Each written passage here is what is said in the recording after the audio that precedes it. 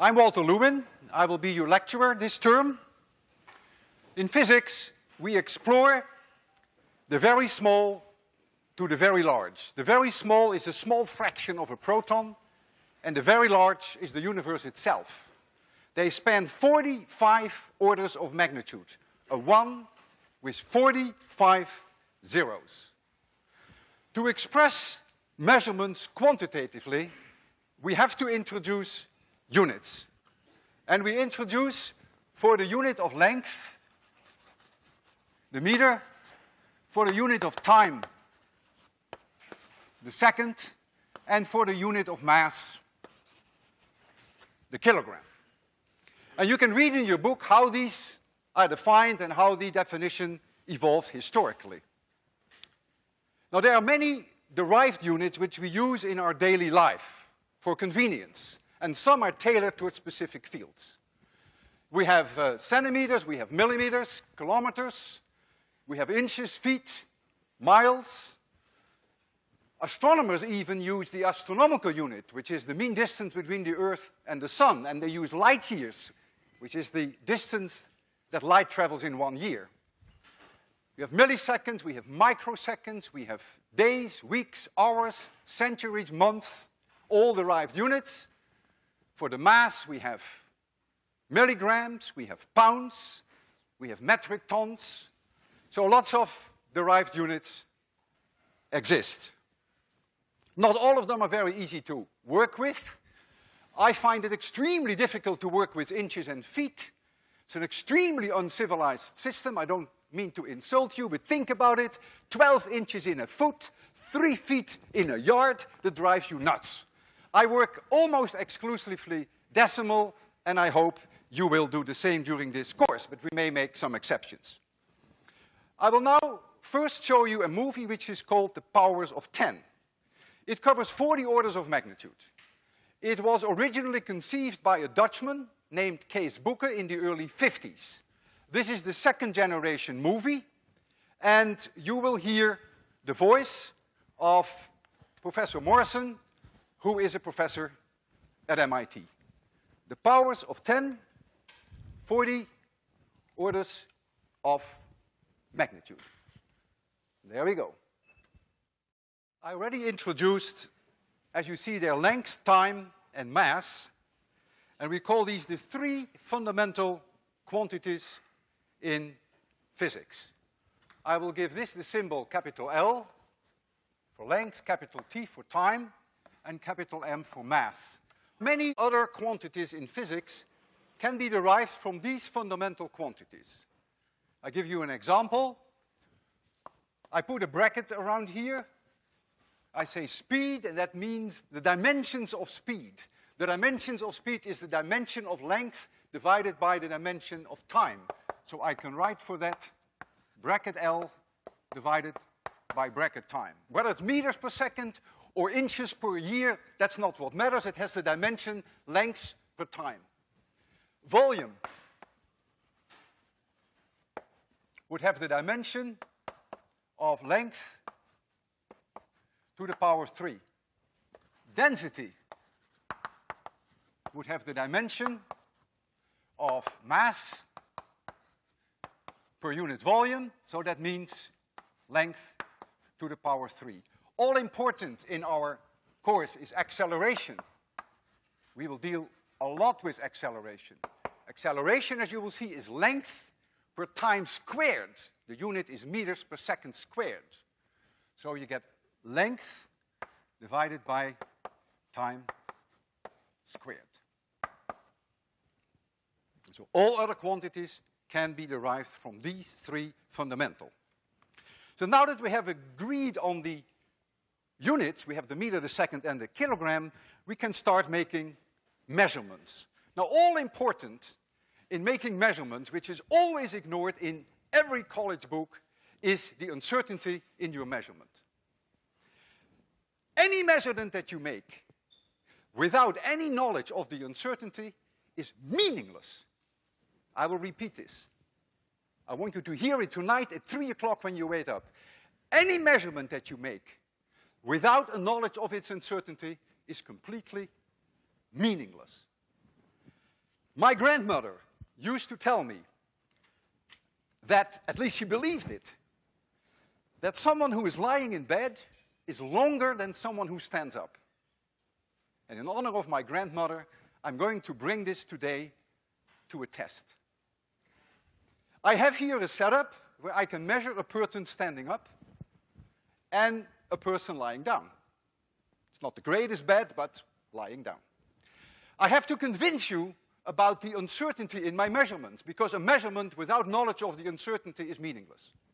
And therefore, what I will do is the following. I have here an aluminum bar, and I make the reasonable, plausible assumption that when this aluminum bar is sleeping, when it is horizontal, that it is not longer than when it is standing up. If you accept that, we can compare the length of this aluminum bar with this setup and with this setup. At least we have some kind of calibration to start with. I will measure it. You have to trust me. During these 3 months, we have to trust each other. So I measure here 149.9 centimeters. However, I would think that so this is the aluminum bar. This is in vertical position, 149.9. But I would think that the uncertainty of my measurement is probably 1 millimeter. I can't really guarantee you that I did it accurately any better. So that's the vertical one. Now we're going to measure the bar horizontally, for which we have a setup here. Ooh, the scale is on your side. So now I measure the length of this bar. 150.0 horizontally. 150.0, again, plus or minus 0.1 centimeter. So you would agree with me that I am capable of measuring plus or minus 1 millimeter. That's the uncertainty of my measurement. Now, if the difference in length between lying down and standing up, if that were 1 foot, we would all know it, wouldn't we? You get out of bed in the morning, you lie down, you get up, and you go clunk, and you're 1 foot shorter. And we know that that's not the case. If the difference were only 1 millimeter, we would never know. Therefore, I suspect that if my grandmother was right, that it's probably only a few centimeters, maybe an inch. And so I would argue that if I can measure a length of a student to 1 millimeter accuracy, that should settle the issue. So I need a volunteer. You want a volunteer? Looks like you're very tall. I hope that, yeah. I hope that we don't run out of, you're not taller than 178 or so? No, not. What is your name? Rick Ryder. Rick Ryder. You're not nervous, right? No. Man. Sit down. I can't have tall guys here, come on. We need someone more modest in size. Don't take it personal, Rick. Okay. What is your name? Zach. Zach. Nice day today, Zach. Yeah? You feel all right? Your first lecture at MIT? Yes. No, I don't. Okay, man. Stand there, yeah. Okay, 183.2. Stay there, don't move. Zag. This is vertical. What did I say, 180? Only one person. 3? Come on. 0.2, okay. 183.2, yeah. And an uncertainty of about this is centimeters, 0.1 centimeters. And now we're going to measure him horizontally. Zag, I don't want you to break your bones, so we have a little step for you here. Put your feet there. Oh, let me remove the aluminum part. Don't watch out for this scale, that you don't break that, because then it's all over. Okay, I'll come on your side. I have to do that. Yeah, relax. Think of this as a small sacrifice for the sake of science, right? It's not, okay, you good? Yep. You're comfortable? Yep. You're really comfortable, right? Wonderful. Okay. You ready? Yes. Okay. Okay. 185.7. Stay where you are. 185.7. I'm sure I want to first make the subtraction, right? 185.7 plus or minus 0.1 centimeter. Oh, that is 5. That is 2.5 plus or minus 0.2 centimeters. You're about 1 inch taller when you sleep than when you stand up. My grandmother was right. She's always right. Can you get off here? I want you to appreciate that the accuracy, thank you very much, Zeg, that the accuracy of 1 millimeter was more than sufficient to make the case. If the accuracy in my measurement would have been much less, this measurement would not have been convincing at all. So whenever you make a measurement, you must know the uncertainty, otherwise it is meaningless. Galileo Galilei asked himself the question, why are mammals as large as they are and not much larger? He had a very clever reasoning which I've never seen in print, but it comes down to the fact that he argued that if the mammal becomes too massive, that the bones will break. And he thought that that was a limiting factor. Even though I've never seen his reasoning in print, I will try to reconstruct it, what could have gone through his head. Here is a mammal. And this is one of the 4 legs of the mammal. And this mammal has a size S. And what I mean by that is a mouse is yay big and a cat is yay big. That's what I mean by size. Very crudely defined. The mass of the mammal is m. And this mammal has a thigh bone, which we call the femur, which is here. And the femur, of course, carries the body to a large extent. And let's assume that the femur has a length L and has a thickness D. Here is a femur.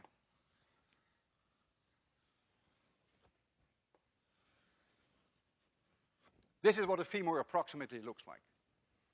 So this would be the length of the femur.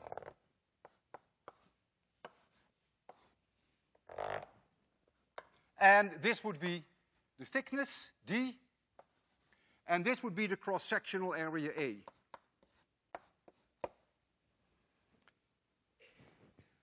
I'm now going to take you through what we call in physics a scaling argument. I would argue that the length of the femur must be proportional to the size of the animal. That's completely plausible. If an animal is 4 times larger than another, you would need 4 times longer legs. And that's all this is saying. It's very reasonable. It is also very reasonable that the mass of an animal is proportional to the 3rd power of the size, because that's related to its volume. And so if it's related to the 3rd power of the size, it must also be proportional to the 3rd power of the length of the femur, because of this relationship. Okay, that's one. Now comes the argument. Pressure on the femur is proportional to the weight of the animal divided by the cross-section A of the femur. That's what pressure is. And that is the mass of the animal that's proportional to the mass of the animal divided by d squared, because we want the area here. It's proportional to d squared. Now follow me closely. If the pressure is higher than a certain level, the bones will break. Therefore, for an animal not to break its bones, when the mass goes up by a certain factor, say a factor of 4, in order for the bones not to break, d squared must also go up by a factor of 4. That's a key argument in the scaling here. You really have to think that through carefully. Therefore, I would argue that the mass must be proportional to d squared. This is the breaking argument. Now compare these two. The mass is proportional to the length of the femur to the power 3, and to the thickness of the femur to the power 2. Therefore, the thickness of the femur to the power 2 must be proportional to the length L, and therefore the thickness of the femur must be proportional to L to the power 3/2. A very interesting result. What is this result telling you? It tells you that if I have two animals, and one is 10 times larger than the other, that S is 10 times larger. That the lengths of the legs are 10 times larger, but that the thickness of the femur is 30 times larger, because it is L to the power 3/2. If I were to compare a mouse with an elephant is about 100 times larger in size. So the length of the femur of the elephant would be 100 times larger than that of a mouse. But the thickness of the femur would have to be 1,000 times larger. And that may have convinced Galileo Galilei that that's the reason why the largest animals are as large as they are, because clearly if you increase the mass, there comes a time that the thickness of the bones is the same as the length of the bones. You're all made of bones, and that is biologically not feasible. And so there is a limit somewhere set by this scaling law. Well, I wanted to bring this to a test. After all, I brought my grandmother's statement to a test, so why not bring in Galileo Galilei's statement to a test? And so I went to Harvard, where they have a beautiful collection of femurs, and I asked them for the femur of a raccoon and a horse. A raccoon is this big. A horse is about 4 times bigger. So the length of the femur of a horse must be about 4 times the length of the raccoon. Close. So I was not surprised. Then I measured the thickness, and I said to myself, aha, if the length is 4 times higher, then the thickness has to be 8 times higher if this holds. And what I'm going to plot for you, you will see that shortly, is d divided by L versus L. And that, of course, must be proportional to L to the power 1/2. I bring 1 L here. So if I compare the horse and I compare the raccoon, I would argue that the thickness divided by the length of the femur for the horse must be the square root of 4, twice as much as that of the raccoon. And so I was very anxious to plot that, and I did that, and I show you the result. Here is my first result. So we see there d over L. I explained to you why I prefer that to plot it. And here you see the length. You see here the raccoon, and you see the horse. And if you look carefully, then the d over L for the horse is only about 1.5 times larger than the raccoon. Well, I wasn't too disappointed. 1.5 is not 2, but it is in the right direction. The horse clearly has a larger value for d over L than the raccoon. I realized I needed more data. So I went back to Harvard. I said, look, I need a smaller animal, an opossum maybe a rat, maybe a mouse. And they said, okay. They gave me 3 more bones. They gave me an antelope, which is actually a little larger than the raccoon. And they gave me an opossum. And they gave me a mouse.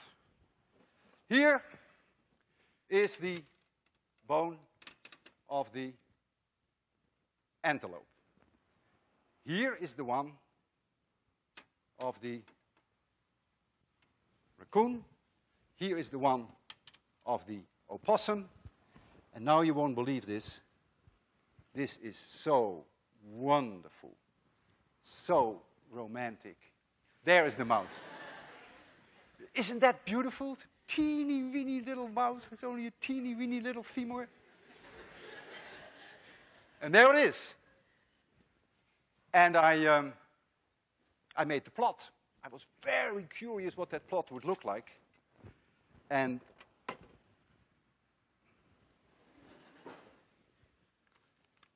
here it is.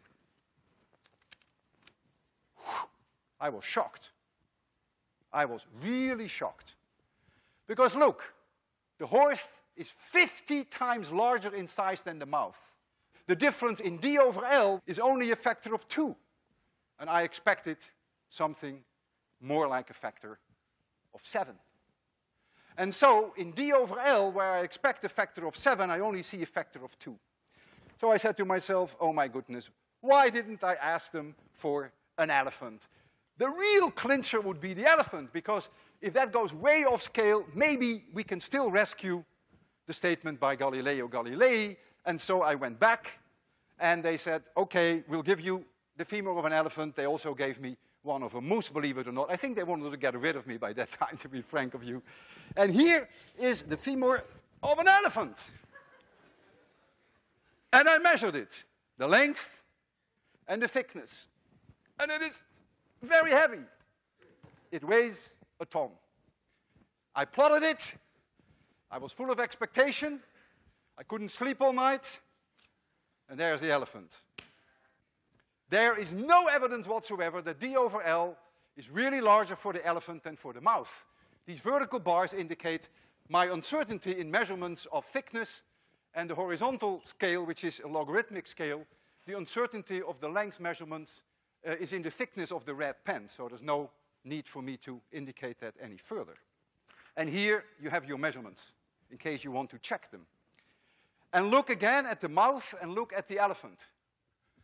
The mouth has indeed only 1 centimeter length of the femur, and the elephant is indeed 100 times longer. So the first scaling argument that S is proportional to L, that is certainly what you expect, because an elephant is about 100 times larger in size. But when you go to d over L, you see it's all over. The d over L for the mouth is really not all that different from the elephant, and you would have expected that number to be with the square root of 100, so you expect it to be 10 times larger instead of about the same. I now want to discuss with you what we call in physics dimensional analysis. I want to ask myself the question, if I drop an apple from a certain height and I change that height, what will happen with the time for the apple to fall? Well, I drop the apple from at height h, and I want to know what happens with the time when it falls. And I change h. So I said to myself, well, the time that it takes must be proportional to the height to some power alpha. It's completely reasonable. If I make the height larger, we all know that it takes longer for the apple to fall. But that's a safe thing. I said to myself, well, if the apple has a mass m, it probably is also proportional to the mass of that apple to the power beta. I said to myself, gee, yeah, if something is more massive, it will probably take more time. So maybe m to some power beta. I don't know alpha, I don't know beta.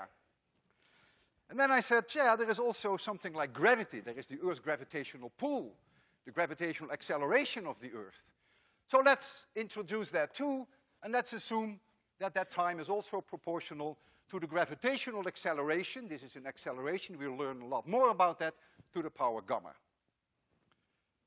Having said this, we can now do what's called in physics a dimensional analysis. On the left, we have a time. And if we have on the left side a time, on the right side, we must also have time. You cannot have coconuts on one side and oranges on the other. You cannot have seconds on one side and meters per second on the other. So the dimensions left and right have to be the same. What is the dimension here? That is t to the power 1. It's that t. That must be the same as length to the power alpha times mass to the power beta times acceleration. Remember, it is still there on the blackboard, has dimension L divided by time squared, and the whole thing to the power gamma, so I have a gamma here, I have a gamma there.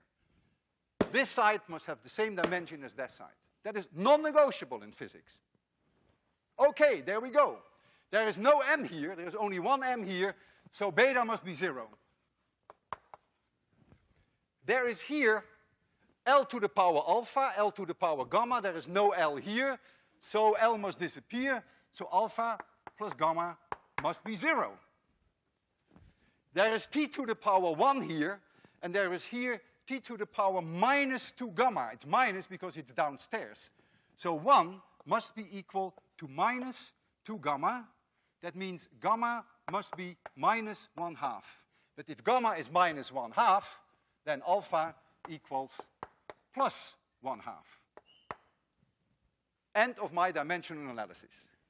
I therefore conclude that the time that it takes for an object to fall equals some constant, which I do not know, but that constant has no dimension, I don't know what it is, times the square root of h divided by g.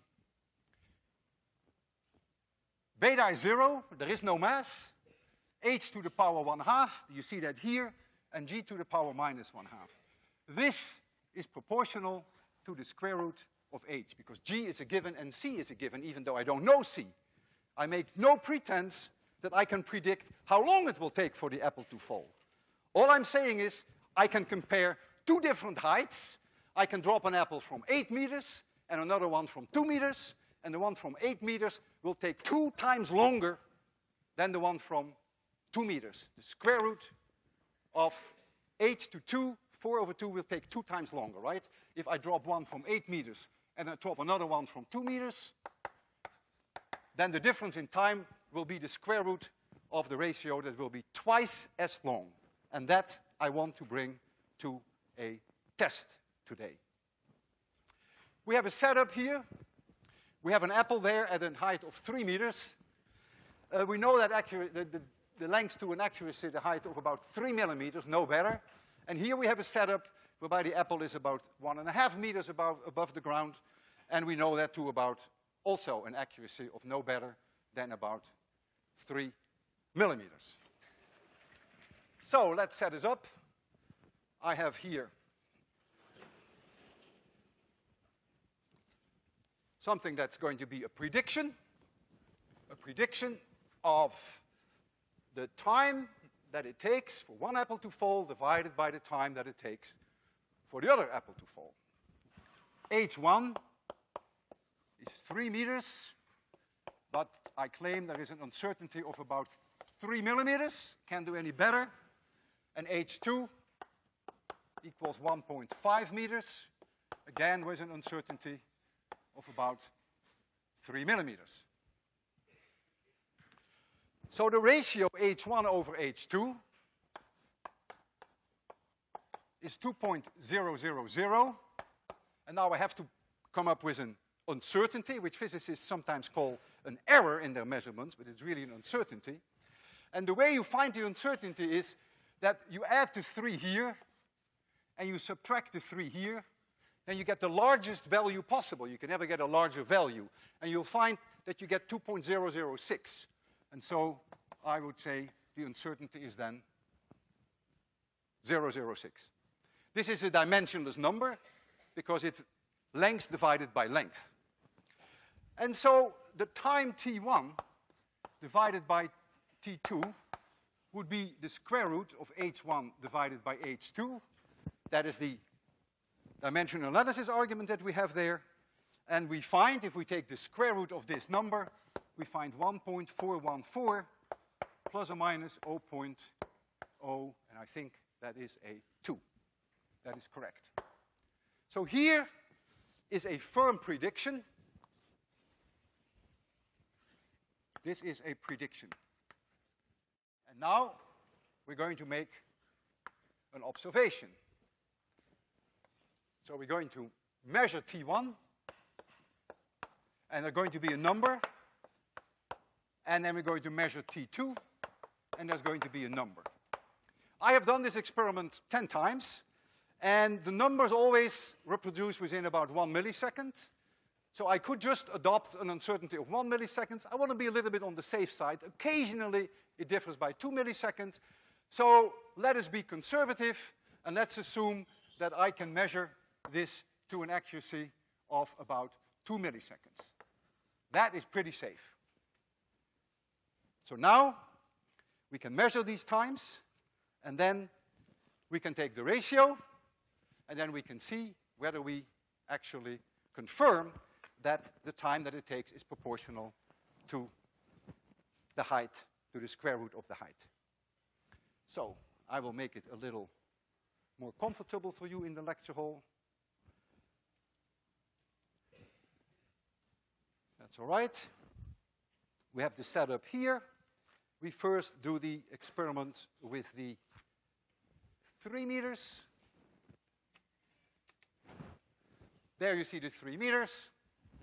And the time, the moment that I pull this string, the apple will fall, a contact will open, the clock will start. The moment that it hits the floor, the time will stop. I have to stand on that side, otherwise the apple will fall on my hand. That's not the idea. Stand here. You ready? Okay, then I'm ready. Everything set? Make sure that I have zeroed that button. Yes, I have. Okay, 3, 2, 1, 0. 781 milliseconds. So this number, you should write it down because you will need it for your second assignment. 781 milliseconds with an uncertainty of 2 milliseconds. We're ready for the second one. You ready? You ready? Okay, nothing wrong with being ready. 0, 0, right? Thank you. Okay, 3, 2, 1, 0. 551 milliseconds. Boy, I'm nervous because I hope that physics works. So I take my calculator, and I'm now going to take the ratio T1 over T2. The uncertainty you can find by adding the 2 here and subtracting the 2 there, and that will then give you an uncertainty of, I think, 0.08. Yeah, 0.08. You should do that for yourself. 0.008. Dimensionless number, this would be the uncertainty. This is the observation. 781 divided by 551. 1 point, let me do that once more. 781 divided by 551. 1417. Perfect agreement. Look, the prediction says 1.414, but it could be 1 point, it could be 2 higher. That's the uncertainty in my height. I don't know any better. And here, I could even be off by an 8, because that's the uncertainty in my timing. So these 2 measurements confirm they are in agreement with each other. But you see, uncertainties in measurements are essential. Now, look at our results. We have here a result which is striking. We have demonstrated that the time that it takes for an object to fall is independent of its mass. That is an amazing accomplishment.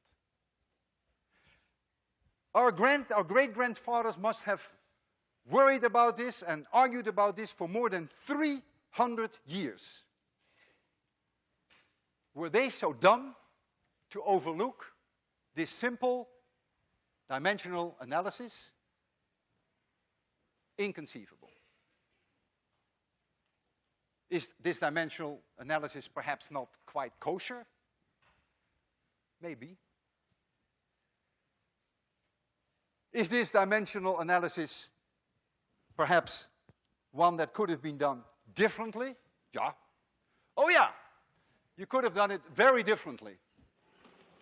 You could have said the following. You could have said the time for an apple to fall is proportional to the height that it falls from to a power alpha. Very reasonable. We all know the higher it is, the more it will take, the more time it will take. And we could have said, yeah, it's probably proportional to the mass somehow. If the mass is more, it will take a little bit less time. Turns out to be not so, but you could think that. But you could have said, well, let's not take the acceleration of the Earth, but let's take the mass of the Earth itself.